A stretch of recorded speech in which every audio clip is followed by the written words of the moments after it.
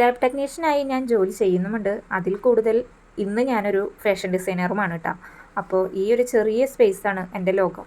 അപ്പോൾ ഇന്ന് ആ ലോകത്തിലേക്ക് എനിക്ക് ഏറ്റവും പ്രിയപ്പെട്ട ഒരു ബ്രൈഡൽ വർക്ക് കിട്ടിയിരിക്കുകയാണ്. കാരണം ഇത്രയും നാളായി ഞാൻ സ്റ്റിച്ചിങ് ചെയ്തിട്ടുണ്ടെങ്കിലും എനിക്കിതുവരെ ഒരു ബ്രൈഡൽ വർക്ക് കിട്ടിയിട്ടില്ല.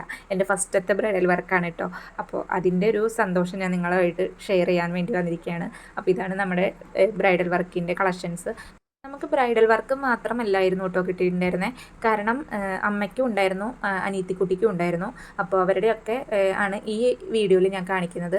നമ്മുടെ ബ്രൈഡൽ വർക്കായിട്ട് നമ്മൾ സിമ്പിളായിട്ടാണ് ആരി വർക്ക് ചെയ്തിട്ടുള്ളത്.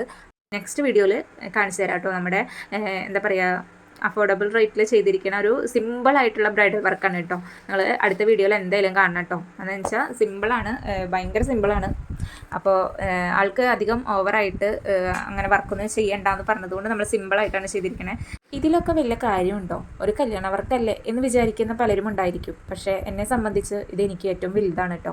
എൻ്റെ ഈ ഒരു സ്റ്റിച്ചിങ്ങിൻ്റെ ഈ ഒരു ലൈഫിൽ എനിക്ക് കിട്ടിയ ഏറ്റവും വലിയൊരു ഭാഗ്യമാണ്. കാരണം ഞാൻ ഇത്രയും നാളും നമ്മൾ സിമ്പിളായിട്ട് ഇവിടെയുള്ളവർക്ക് മാത്രമാണ് ഞാൻ സ്റ്റിച്ച് ചെയ്ത് കൊടുത്തിട്ടുള്ളൂ. ഒരു ബ്രൈഡൽ വർക്ക് ഞാൻ എൻ്റെ ജീവിതത്തിൽ ഞാൻ എടുത്തിട്ടില്ല. അതിനനുസരിച്ചുള്ള ടെൻഷനും കാര്യങ്ങളൊക്കെ എനിക്ക് നല്ലോണം ഉണ്ടായിരുന്നു, അതിനുള്ള പ്രഷറുകളും എനിക്കുണ്ടായിരുന്നു. പക്ഷേ അതിനൊക്കെ തരണം ചെയ്ത് ഞാനിപ്പോൾ ആ ബ്രൈഡൽ വർക്ക് ചെയ്തുകൊണ്ടിരിക്കുകയാണ് കേട്ടോ.